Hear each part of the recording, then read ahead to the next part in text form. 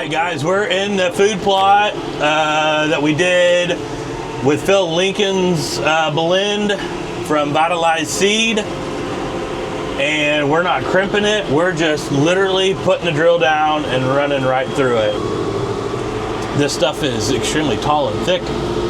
Holy macaroni. And we did one yesterday. I don't think it was quite as thick as this one, though. Goodness gracious. So it's about 3 acres. And there goes a deer. But this is just something that's going to build a lot of organic matter in the soil. We had really good success with it last year, so this year, we bumped the acres up and did more. 5, 6 acres, I think we did of our own, and then we did some for a couple of buddies. Stay tuned, we'll show you. We're on the Cooper farm today, and we just did all of Phil's stuff, the blend that we did with him. We just come in, we just set the forks down, the loader tractor, and just drilled right into it. All that stuff's gonna die now that we broke it off and killed it. I'm sure some of the stuff that had seeds will resprout, but that's no big deal. That's what we want. We're back here on which would be the northeast corner. Right here's the river, other side's Indiana. We're gonna plant clover in this spot. Last year, it just didn't come up because it was so dry. So we're gonna try again. We had a little bit of greens, probably more so weeds than a fall blend, but it's definitely plenty wet here now. I like to call this plot the Killing Avenue. I haven't killed anything out of here, so maybe we shouldn't name it Killing Avenue just yet. Maybe potential Killing Avenue, or maybe you guys drop a comment and say what plot you think we should call this. So we're just gonna get in here and plant this one and then move back up on the top side.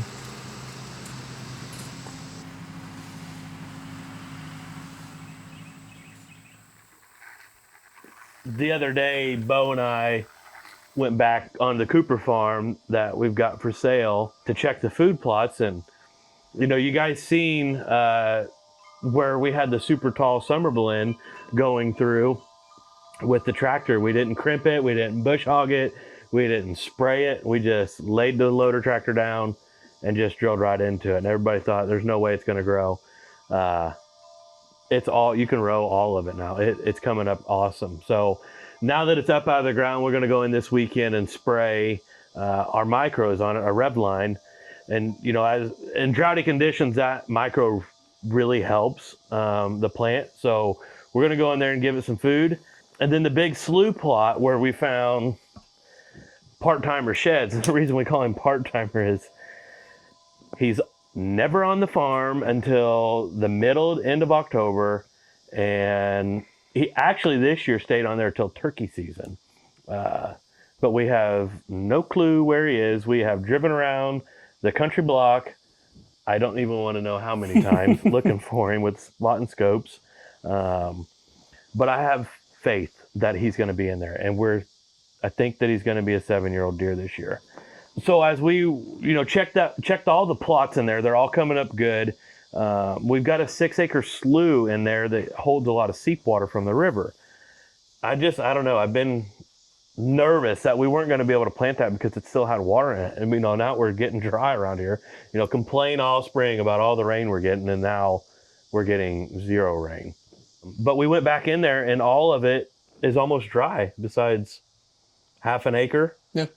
So we're going to go in there tomorrow morning and finish planting all of that. And some of the spots that are still just a little too wet for the tractor to go through, we're going to broadcast a bunch of seed into it. I think I've got him figured out where he was bedding at last year. We set a couple cameras in there. All the ag fields around that farm are seed corn. And it's all, it's pretty brown. I'd say in the next week or two, they're probably going to be shelling or picking that corn. So once they do that, we should start getting some pictures of him, I hope. So fingers crossed we'll be ready for him. But this is by far the biggest match set of sheds that I've ever found. He's got a broken kicker off this G2. This is probably the deer that I'm most curious about what he's gonna look like this year. And, on this super wet year, some of the deer we've found on our farms, we've got some absolute bruisers coming. We just acquired a new farm a couple weeks ago, and we're running we was running one black gate camera on it and decided we needed two on it because we weren't getting them all on the one camera. A week and a half into it, we hit 95% of our data usage. So we've replaced the batteries twice. So we're gonna have to get an external battery on that spot, but it's like constant all day. If you guys heard us talk about a previous video of this, it was called the Bubbler Farm. It's nonstop, and these giants just keep showing up.